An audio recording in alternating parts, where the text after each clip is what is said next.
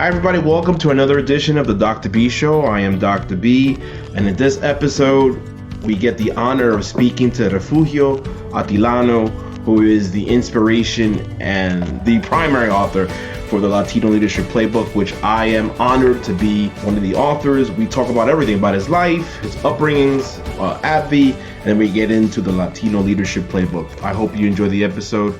Hi, everybody. Welcome to another edition of the Dr. B Show. I'm here with the great Ref Atilano. Ref, how are you, sir? Good, man. How are you doing, Dr. B? Good to see you again. Fantastic. Recording to be aired in a couple of months, but it's all good. Happy holidays in advance. And let's jump right into it, man. Absolutely. Thanks for having me. Thank you. Honored to have you on my show. Tell everyone about yourself. Yeah, so Chicago guy, corporate guy, born and raised here in Chicago. We're 4 generations in, Mexican American, a second generation, but very passionate about Latino leadership. And even during my corporate journey as a leader, it's been a long one. And I've made all the wrong turns and finally starting to make the right turns. And it's because I didn't have mentors or sponsors or guidance growing up. Even though I was second generation, I was a first generation student and professional. So I didn't have any guidance. And so I used my career really to learn what works and what doesn't work. I shouldn't say I just kind of fell into that. But now I'm in a spot where I'm a senior leader in an organization. I lead a large Latino ERG for a world-class organization named AbbVie. We're in the pharmaceutical industry. I coach, I mentor a lot of Latinos and Latinas. And because of that, coaching, mentoring, just a passion for this. I feel a responsibility to elevate as many Latinos and Latinas as possible. And so I wrote the Latino Leadership Playbook, and we're here today. I love it. And I'm one of the 50 plus contributing authors, so I'm honored to be part of that. So I really appreciate it. Thanks, man. Absolutely. We'll jump into that in a minute. But you went to the University of Illinois, majored in cognitive neuroscience. How did that help you? How does that help you in your career today? Yeah, well, it's interesting how I actually got into that. Again, no guidance, no anything. When I got into college, I'm like, oh, let me go into psychology. That sounds cool. And again, I had no idea what it was about. I just chose to do that.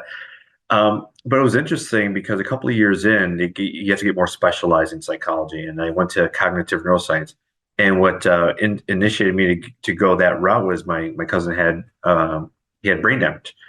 And so I wanted to learn more about brain function and just what he was going through and just understand, and maybe I can do something to help. And so I got into so cognitive neuroscience is really, it's brain function, it's brain, it's your cognitive thinking.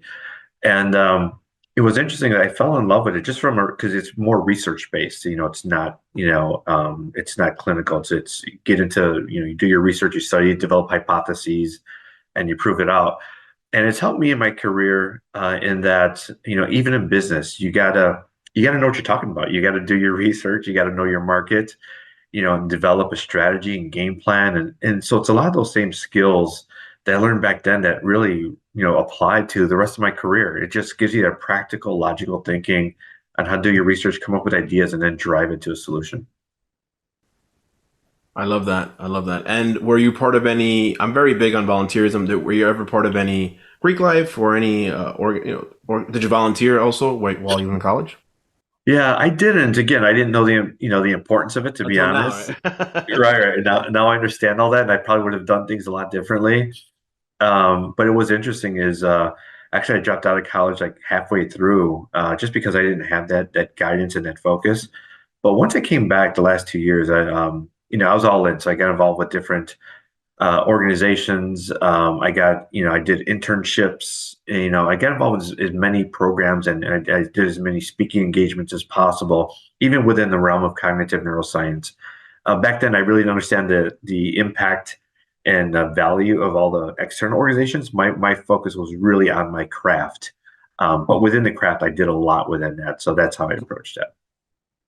Of that. And then speaking of learning and internships, I wanted to fast forward a couple of years later. You also graduate of the Center for Latino Executive Development Program. Shout out to Robert Rodriguez and Angel Gomez. How did that program help you what you do now? Yeah. So number one, anybody who's out there, especially Latinos, really anybody, it's a phenomenal program. that Robert and Angel provide. It's a 2-day workshop. I think it's in Stanford, University of Chicago, as well as Harvard. Um, and so part of that experience is powerful because it's 2 full days. And you talk about your Latino culture and some of the barriers we have, and the things we need to do to overcome those in the workplace. Based on their great experience and then their insights. And it also just as great is you get to partner with other leaders across, Latinos and Latinas across different companies. And you get to see what works and what doesn't work and feel the frustrations and the wins and challenges between all of us, right? A lot of common and some new ones. But it was powerful for me because it made me think differently, especially with my culture. Previously, I really didn't think too much about it. It was just something I always assumed, or it wasn't really front and center for me. But because of that, I zoomed in on culture. So like my family orientation. So in my work, yeah, I always want to bring everybody along for the ride. And sometimes it doesn't work because you got to move quickly and you don't have time for that. And other things too, like, early in my career when I did interviews, I used to always talk in terms of we did this, we did that. But when you interview, you got to say what you did. So it's more than the I front, right? And so it was like those things, not so much new, but the way they packaged it was just very, uh, just that experience just brought everything to light.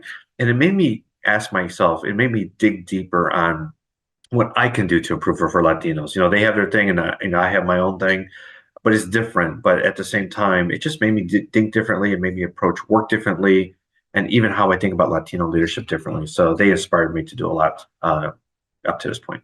Love it. So you recommend it for any Latino, especially middle management, right, who's looking to take that next step? Yeah, absolutely. I think they have programs for even senior management, I want to say, but definitely early career, middle management. Take this; it'll provide you a great framework to attack your career from an informed position. Because right now, without this, it feels like we're trying to. It's a crapshoot. But if you do this again, informed position, powerful position, and a position where you can accelerate your career. So that's the power of these types of programs. Love it, love it. Well, we're gonna pivot. Thank you for that, and shout out to Robert and Angel once again. So Yeah. I'm honored to be part of Latino Leadership Playbook. We're gonna jump into that a little bit now. Tell us how that came about. I know you shared your story during the book launch, but not everyone was at the book launch. So tell us about that. Yeah. Yeah, so it's interesting. I mean, there's so many things that inspired me. It was just like a culmination of things. I'm on a lot of different podcasts and I was listening in, hey, Latinos, we want to be promoted and we want to be valued. And it's, of course, 100%. But my question is, are we, what are we doing to develop ourselves to put us in those positions? So for instance, taking a step back 6, 7 years ago when I was frustrated with my career and not going anywhere, being passed up, um, you know, I I asked a senior Latino leader, I was like, what am I doing or what am I not doing that's why I'm not getting tapped on the shoulder? And she wrote things like executive presence, having a brand, spreading your impact across the organization, specifically like with ERGs, making your present, diversifying your presence. And I'm like, I had no idea what all that was. So long story short is I learned those things, and then I studied executive presence, being a strong communicator, and all these other things, being bold and being strategic about my career, and then having a thoughtful and strategic network, especially at the VP level and above. Those are things I worked on and I've mastered. And so a couple of years ago, I started mentoring and coaching a lot of Latinas and Latinos. And again, they're very frustrated. I'm not getting promoted. My boss doesn't like me, blah, blah, blah, blah, blah. All the stuff I was saying back then, well, I'm like, well, are you doing this? Are you doing that? And the answer is always no, no, and no. And so as soon as we started like working on those things, their image, their brand, their communication, their confidence, right? The confidence is key. Once they started working on those things, everything changed. They started getting opportunities, promotions, and volunteer, special taps on the shoulder, movement, right? And so after a few of those, I was like, I have something here. It's based on my experience and based on kind of what I know now and all the things I've mastered. And so I'm like, I'm going to write a book on this stuff. It works because I felt myself repeating myself all the time. I was like, this is a recipe. And so I put it in a book. And even before I wrote the book, I pressure tested because I know Robert Rodriguez wrote a bunch of books and others. but I pressure test. I was like, is something out there already out there like this? And after reading all these books, the answer was no. And they had elements of it, but not to the point where here's what to do and here's exactly what not to do. My book is not about inspiration; it's about guidance. It's about expert advice on how to elevate your career. So that's what really initiated me. And plus, I felt personally I have all these insights, and it's cool that I have that. But at the same time, it's almost like if you have a bunch of money and you're about to pass, it's like, what do you do with all this money? You give it back. And so I have all these insights, and I want to give it back, and not just myself, but Dr. B. Experts like you and others across the world, over 55, right? There's a lot of us, the Latino perspective, Latino, and even non-Latino, but all very seasoned pros. Here's what to do, what not to do, on a bunch of different topics. And so the goal is to elevate all, hopefully, Latinos and all underrepresented populations out there, because that's just as important as Latinos. I love that. Elevate others. That's what it's all about, right? Even while we're long gone, right? That's elevating others, right? And leave a legacy. So what are some of the biggest challenges? And I know you also shared it during the launch, but obviously this is for folks who weren't there. What were some of the challenges in writing the book? Yeah. So, it's interesting. If I had to do this over again, I think I would have definitely taken 2 years to write the book.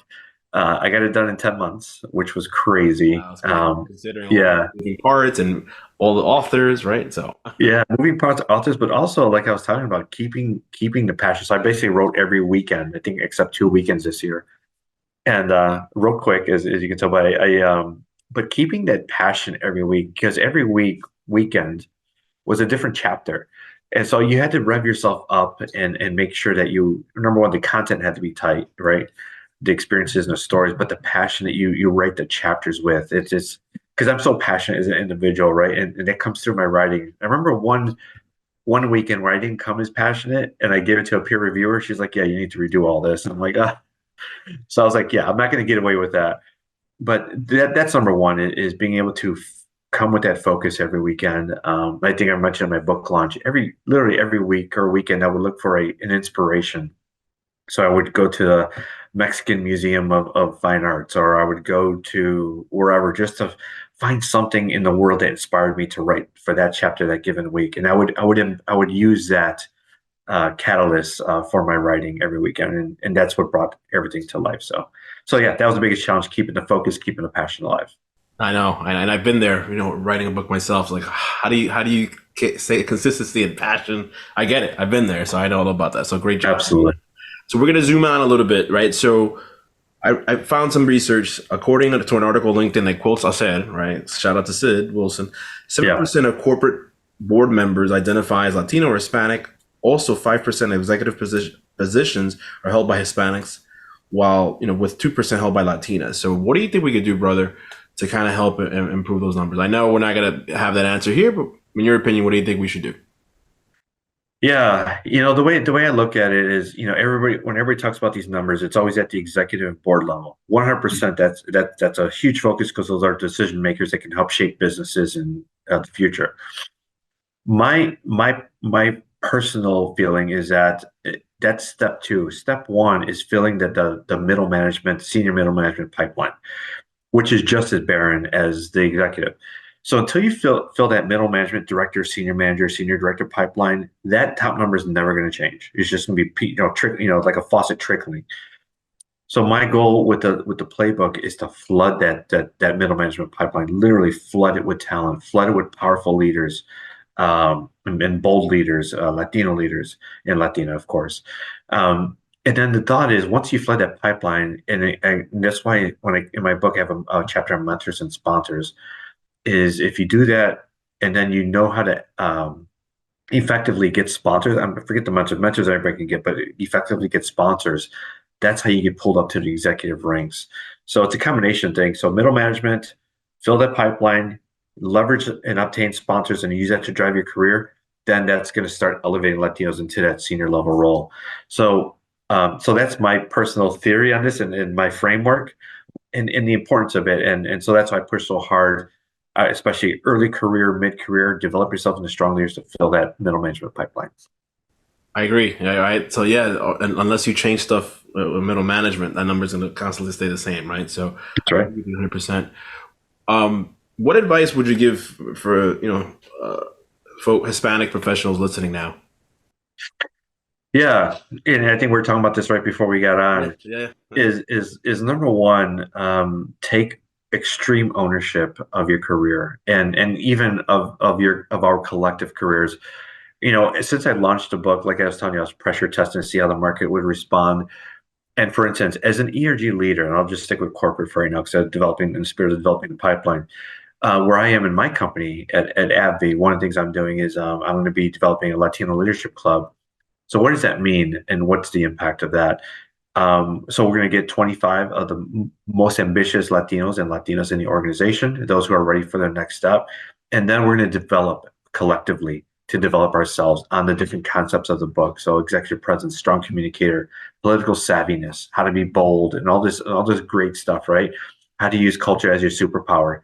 And then develop ourselves across the year. And my goal and expectation for everybody in this program is to either get promoted, to get a new opportunity somewhere else in the organization. So again, keep developing yourself in different ways across the organization, volunteering across the organization to create more impact for yourself and get more advocates for yourself. And then also, I want us to get mentors and sponsors, but at the VP level. So I'm not talking about mentors at the lower levels, but high-powered, high-impact, highly influential mentors and sponsors. So to me, at the end of this year, that's success, and that's what moving the needle means. So what I want people to take away is use this model, use this opportunity to also do the same for your organizations. And it starts with getting the playbook or whatever training or whatever you need, but do something that's well built out that'll move the needle, so you can organize and develop your Latinos at your organization. Last question. So the book, the Latino Leadership Playbook, is step one. So what do you want folks to kind of take away? Not just a novel, not just a read on the train. Tell us about actually using that playbook. What we discussed a little bit in the green room, so to speak. Yeah, absolutely. And kind of similar to what I just said is, and I would say putting the playbook into play. If you think about it, using sports analogies, like I was telling you about, if you have, all sports teams have a playbook, but it's studied on the sidelines or it's studied in the classroom. But until you put those plays on the field and then practice and execute and score points, that playbook is useless. So as what I want everybody to do is, number one is get a playbook, because just taking a step back, for those who operate without any playbook, it's luck of the draw, right? It's a crapshoot. We don't, and that's probably why we see low numbers of Latinos at these senior level numbers or levels. Get the playbook, organize your career, practice it. You're going to fail, which is fine, but share that too with your manager, with your sponsor, with your mentor. Share what you're doing. Put yourself out there. That's a great thing. And you'll find the more you put yourself out there and you have a game plan and you have that passion, that natural passion we bring, people are going to provide, especially to leadership. They'll provide you with opportunities. They'll provide you with exposure. And all that, when you combine all that, that provides a winning recipe for yourself. You start developing skills, you get business wins, you deliver results, and before you know it, you're showing up differently in the workplace and you're being considered for different opportunities in the workplace, which is exactly where we want to be. Love it. Where can people find information about the book and about you if they want? Yeah. So the book's on Amazon, the Latino Leadership Playbook. So it's there, hardcover, softcover, etc. And then my website, refugioatilano.com. Please go on there. And the cool thing about there is I also have free Latino leadership workbook templates. So as you go through the book, it's a bigger book, but it has everything you need. It's a one-stop shop. But just use the templates, write you down your plan, and then share that plan with your leader, your manager. In addition, I'm available to speak to your organization, whatever you need to accelerate in the workplace. So I'm here, total solution, hopefully. Raf, thank you so much for the amazing conversation. We wanted to have you on my show for a little bit, and look, time flies. We're having fun. We're already made it past the 20+ minute mark. So thank you so much. Absolutely. Thanks, Dr. Bean. Happy holidays. Happy holidays. And that's a wrap, everybody. What an amazing episode with Refugio Atilano. We discussed everything from his upbringings to his work at AbbVie to the Latino Leadership Playbook to the future. So I had an amazing time with Refugio, and I hope you enjoy the episode. Till next time.